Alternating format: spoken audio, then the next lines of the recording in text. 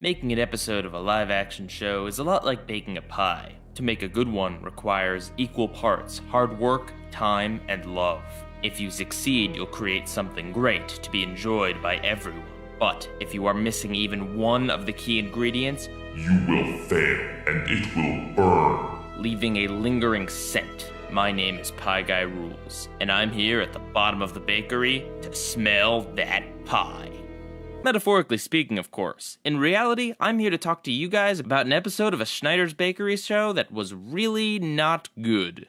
Hey guys, Pieguy Rules here, and I really hate this episode. I've hated it ever since I first saw it like half a year ago, right before the Kids' Choice Awards. I wasn't even supposed to be watching it. I just had the TV on before the KCA so I didn't miss the beginning of the award show, and it turns out that this extended episode was on. I meant to make this rant a long time ago, but Kids' Choice Awards videos got in the way, and SpongeBob videos got in the way, and my initial recording of this was just a long, garbled up mess of blind fury that I didn't really feel like editing. But I'm here to talk about it again today. And before I do, I suppose I should mention something about the show ending. Here's the thing. Nickelodeon knew this was going to happen. I knew this was going to happen. This is what happens when teenagers, stars, get older. They want to have music careers, and they want to have boyfriends, and other things that the company doesn't exactly approve of. There are multiple rumors of exactly what happened, but between things like Jeanette McCurdy getting kinda risque pictures leaked of her, and rumors about Ariana Grande and Jeanette McCurdy not getting along on set, Ariana Grande wanted to work on her music career, there were other things going on, and this is just inevitable to happen. And I'm sure Nickelodeon knew this because they ordered a really long first season. I'm sure they knew that something was going to happen at some point relatively soon as these actresses got older. And they'd rather squeeze as many episodes out of one season as possible than expect the show to go on a long run of many years. After having to watch this episode, I'm very glad it ended. Sam & Cat is one of those shows that I review, and it starts off in a mediocre place and then ends up completely in the garbage. And trust me, #SuperPsycho is garbage. So here's the thing about this review. I could go on and nitpick about a million things in the episode that bug me. The fact that the kid at the beginning keeps calling it the iCarly web show in those exact words almost every time he says it. There's the fact that the exposition, because this episode is a sequel to an episode from iCarly, the exposition is really clunky and awkward. I could nitpick the fact that apparently this chicken broke a character out of prison, completely destroying any sense of reality this episode had going for it. I could nitpick about the fact that the ending is incredibly anticlimactic. I could nitpick about the fact that this is an extra long episode despite being extra bad. But I won't, because this episode has three very large problems that I need to focus on. Problem number one, the scene in the movie theater makes no freaking sense. Let me set it up for you. Nora just escaped prison, somehow finds Gibby at a movie theater. It's not like it shows her following him there, she just randomly knows where he's at in this movie theater. Then she goes up to him, tells him that she broke out of prison and wants to destroy his friends. His response is to give her Sam's address. This is pretty much how the scene plays out. Well, hello, Gibby. Oh, hey, Nora. What are you doing here? I thought you got locked up. Oh, well, you know, I broke out. Oh, so what's up? Well, I want to destroy Carly and Sam and Freddy. Do you know where Carly is? Sorry, dude, she's in Italy. Aw, man, that's too far. What about Sam? Oh, Sam, she's not too far from here. I can text you her home address if you want. Oh, that would be great. Now, I paraphrased a little bit there, but I promise I didn't leave out any key story points. And you'll notice that there's something very important that's missing. Gibby has no motivation for what he did. In most shows, here's how the scene would play out. Hey, Gibby, could you give me Sam's home address, please? Of course I can, but you're not gonna do anything bad to Sam, are you? No, I would never. Well, okay then. Or they might have done something like this. Hey, Gibby, can you tell me where Sam lives? No way, not after what you did. I'd never tell you she lives at 123 Maple Street. Aw, shucks, I guess you're too smart for me. Hee hee hee. Yes, those would be pretty stupid reasons for a character to do that and ultimately make the character incredibly stupid, but at least it is a motivation, at least it is an attempt at comedy. I don't know what this is. I mean, if anything, Gibby acts almost positive at the fact that she says that she wants to destroy his friends. Does Gibby want Sam to die? I mean, I get that she was a bully, and to be honest, I don't really know much about Gibby from iCarly. Maybe they had a horrible relationship going on. But even still, it doesn't feel so much like that's what they were even going for. I don't know what they were writing for this character. He has literally no motivation in this scene, and that's a pretty basic part of storytelling and directing. I mean, she's acting almost like a, oh man, the word's escaping me.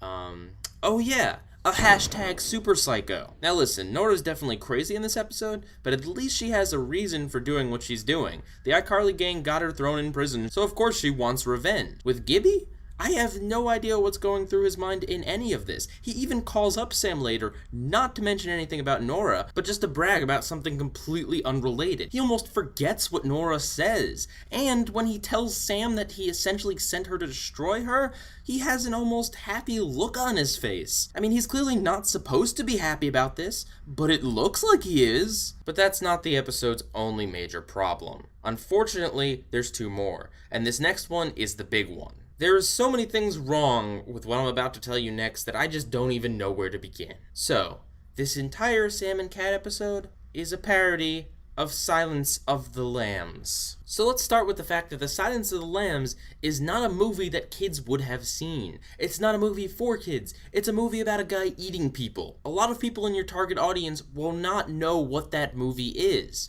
I'm sure some do, I'm not trying to discount that, but I'm just saying this isn't something like referencing SpongeBob, where all the kids and anyone who watches this show on Nickelodeon knows what SpongeBob is. Secondly, there is zero reason for this parody to be here. None whatsoever. This makes zero sense why they would apply this here.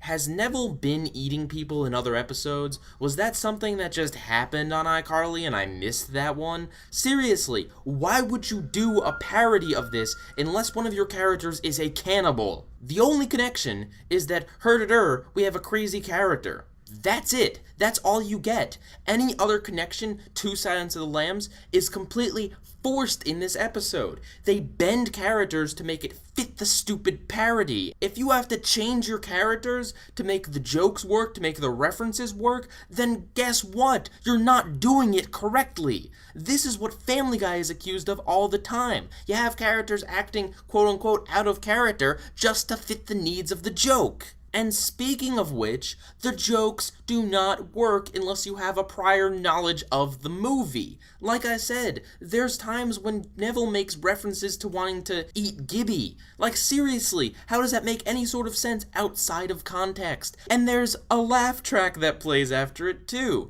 So it's not like it's something that you could just say, oh, well, it's a subtle nod to anyone who's seen it. No, people know that there's supposed to be some sort of joke there. They'll just be left confused if they haven't seen the movie or don't understand that this is a parody of it. And look, I know other kids shows have parodied Silence of the Lambs. Anti-Cosmo keeps saying Clarice for no apparent reason. That's a reference to Silence of the Lambs. Hannibal Roy Bean from Shaolin Showdown is a reference to Silence of the Lambs. But in those examples, the references are very subtle. The entire plots aren't hinged on you knowing about this other property. They're small references, and the stories in those episodes still make sense within their own universes. If you want to throw in a small nod or a tiny parody to something that is not kid-friendly or not something kids would know about, then fine, but don't base your entire episode around it. It's not like a story that makes sense out of the context of the parody, and that's why it fails completely and miserably. If you strip it of all references, it just looks like a pretty poorly told story, where the characters are acting semi-out of character. Hey Dan Schneider, let's have a real talk here for a second. Listen, I know you love pop culture. Hey, you reunited Laverne and Shirley, and while I'm sure kids had no clue who they are, at least they were on a classic sitcom. At least you have that connection of, that was a sitcom, this is a sitcom, and you're paying homage to something that came before you, and something that contributed to the sitcom genre. I haven't seen the episode, so I don't know how stupid that episode is, but at least it has a little bit of reason for being there, no matter how small. This has no connection to iCarly, Sam and Cat, anything. It doesn't make a lick of sense, and it just feels like you watched the movie one night and said, you know what? I want to do that. And hey, I've got Sam and Cat running right now, so yeah, why don't I just bring back a crazy character? I'll make Nibble into a cannibal. Sure, whatever. I'm sure it'll work. You can't just do that, Dan. You have to have a reason. You have to have something that fits the show. You have to have something that your target audience, all of them, will recognize. And lastly, and this is a big problem, but it doesn't need much explanation, this episode was very clearly made to cash in on the people who still wanted to watch iCarly. It features 3 characters from that show returning, as well as the fact that the only moments that are funny and or come close to funny are when Neville makes a joke about how no one knows what happens to Carly's mom, and about how Crazy Steve appears in this episode. Yeah, locked up in the Nut House dungeon with Neville is Crazy Steve, wearing a face mask because apparently it would make kids' minds explode if they realized that Carly's brother was also a crazy guy on Drake and Josh. The thing about Carly's mom is funny. The thing about Crazy Steve could have been a clever reference, but really it falls flat in the context at which it shows up. It'll be surprising, sure, but it just feels a bit out of place. I mean, aside from that, there's no other references to Drake and Josh. This isn't like a big celebration of all of Dan Schneider's shows. It's not even like they bring in any elements from Victorious, which would actually make sense. No, this episode is just to cash in on iCarly and one little joke from Drake and Josh. And it really bugs me that the only thing that actually comes close to being funny in this are things that have nothing to do with Sam and Cat. They're about shows that came before them. They're about characters that were established before this show. This show adds literally nothing that they couldn't have done in an iCarly episode. It just feels like the laziest way to throw fans of iCarly a bone. And those are the 3 major issues, in addition to the minor ones I mentioned earlier. It adds up to an incredibly stupid, frustrating, long, and boring 28 minutes. It's definitely a Scumbag episode. Wait a minute. No. I got confused for a second. It's a Scam and Scat episode? Yeah, let's go with that. Is there a Sam and Cat episode that is worse than this? Well, I'm sure you'll let me know down in the comments. Pieguy rules, out.